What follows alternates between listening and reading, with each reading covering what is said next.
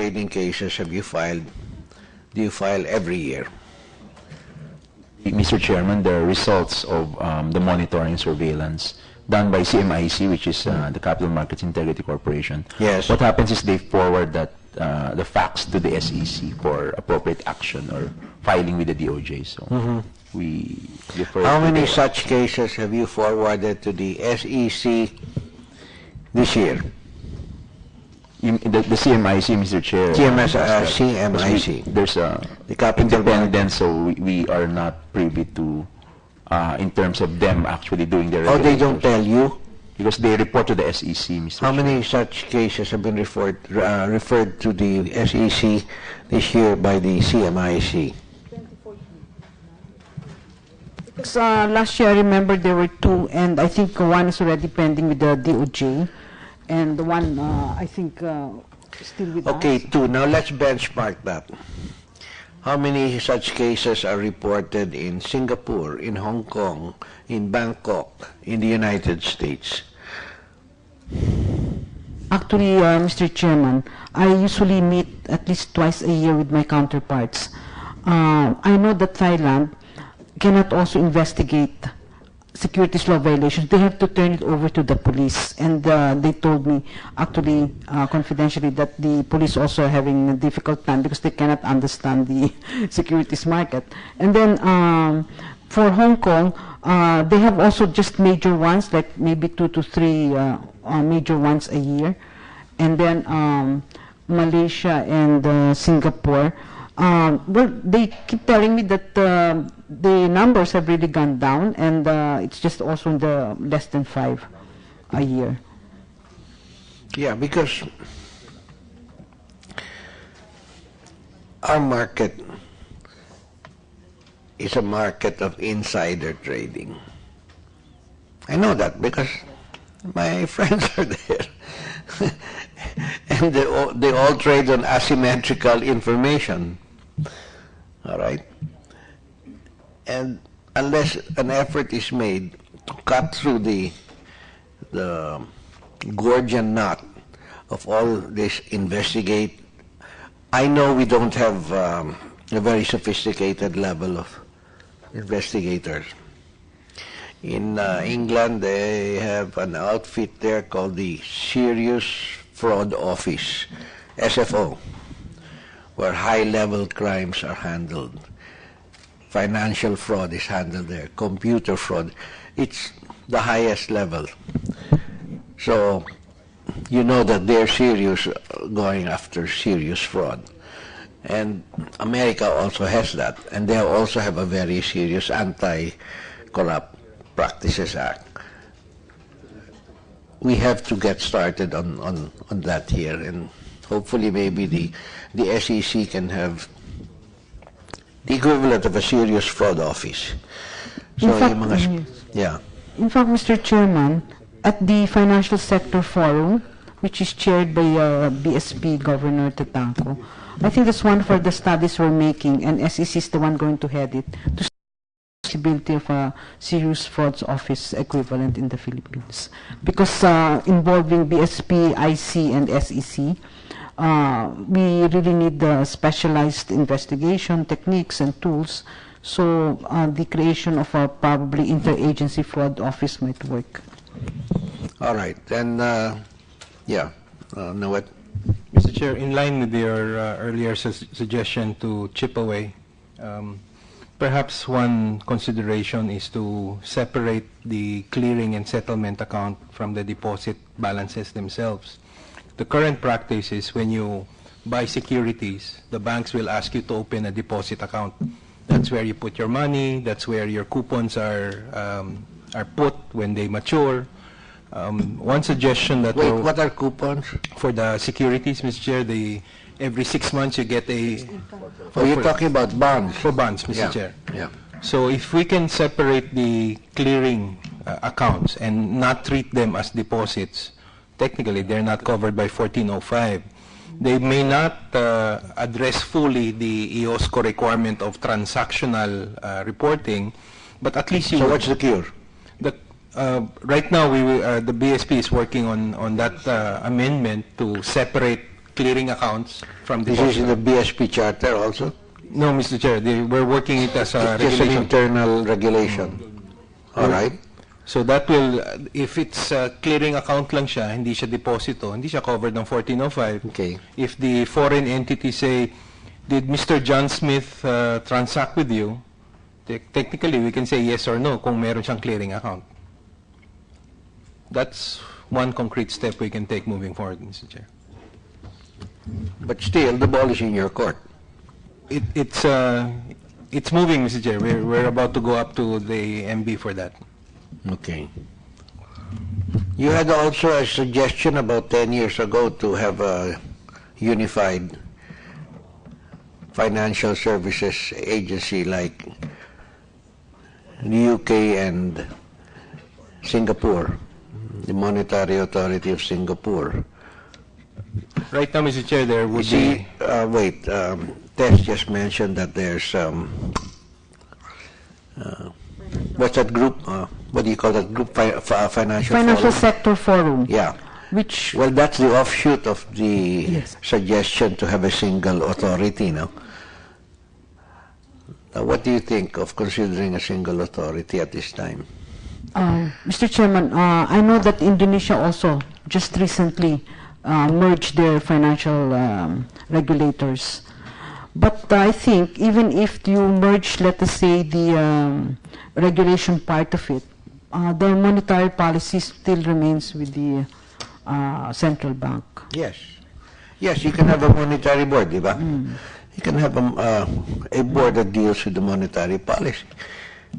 But still, operationally, financially, you'll all have the same salaries, the same emoluments.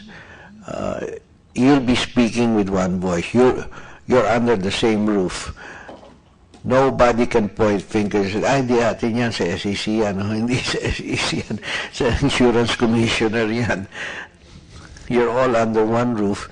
And at least the coordination, it's getting more and more complicated, but one of these days we're also going to catch up with the rest of the world. And when the derivatives they comes here, I don't know how we're going to regulate that if we're all split into three areas of responsibility. I really think it makes sense for us to have a single monetary authority, a unified monetary authority, dealing with the different aspects of insurance. Parang bangko rin yan, di ba? Tapos the SEC, a lot of financial things, PSE. And if we, together, I think the standards become higher. Mr. Chairman, we still have to harmonize. Like, for example, in the application of good corporate governance principles, BSP has their own, IC has its own, and SEC has its own. But of course, at some point, we try and harmonize because we're a member of that forum. But there are also a lot of other areas where it is fragmented, like just the PERA accounts. Although BSP is really the one in charge of that, the SEC has some participation in the sense that we will accredit the managers of the fund. And then, but then, so far as the Insurance Commission is concerned, they just got their new law last year, and they've also been given the same powers and regulatory functions as SEC, insofar as variable products are concerned. So the FSF has been a great help in us trying to get together and coming out with unified regulations or means of accrediting participants in the market.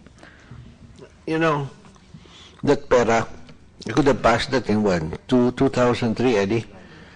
And I refused to when I was chair of banks at that time because I didn't know who would be responsible for regulating what, and I didn't want to take the responsibility because the hybrid accounts under which they would, the PERA would be allowed to invest in hybrid type of securities, and let us say may pre-need, may insurance, may bonds, sino ngayon mamahala dyan? First, who will analyze this peculiar security and warn the investment public, okay, here are the loopholes here.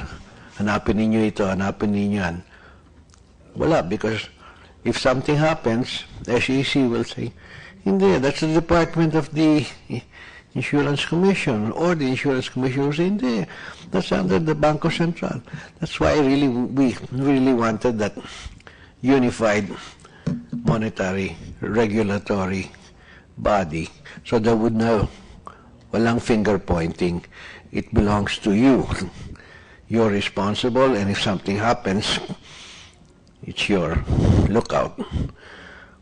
So now, that's it. I mean, you know, the moment you have hybrids, you don't know who to blame.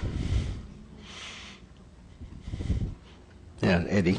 Mr. Chairman, also operationally, I think it would make the job of the regulators a lot easier if you're the unified regulator, because right now, for instance, I think SEC is hampered by budgetary problems, not unlike the central bank, which can, you know, they can print money anytime they want to. Yeah, but they're asking for money. They want to increase their capital account to 200 billion. I think Ernest Liu has something to say about that. All right, anyway, we'll just hold over this hearing, and we would be interested in helping you out if you can figure out a way how to bring up the profile. There has to be public pressure also. There has to be public pressure. We can be purists, we can say, well, this is ideal and let's just pass it, but it won't happen that way. Kailangan ipitin rin yung the guys who control the levers of power, and let them know that there's a price to pay. Our competitiveness suffers. Our reputational risk profile increases. Let's say the Philippines, oh, they're money laundering heaven, you know.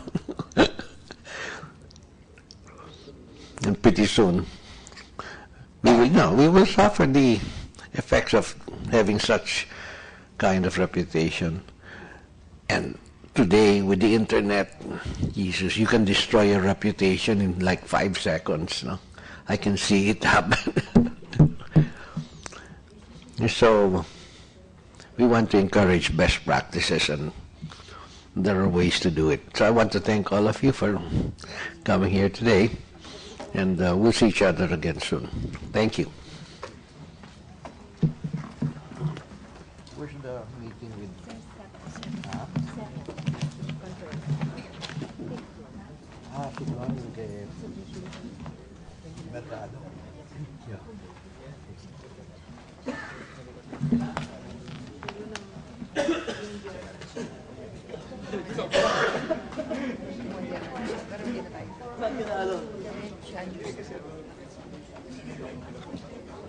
Okay lang. Kasi pagka umakyat na siya, hindi na kayo makakasabay. Di pa meron. Tapos na kami ha.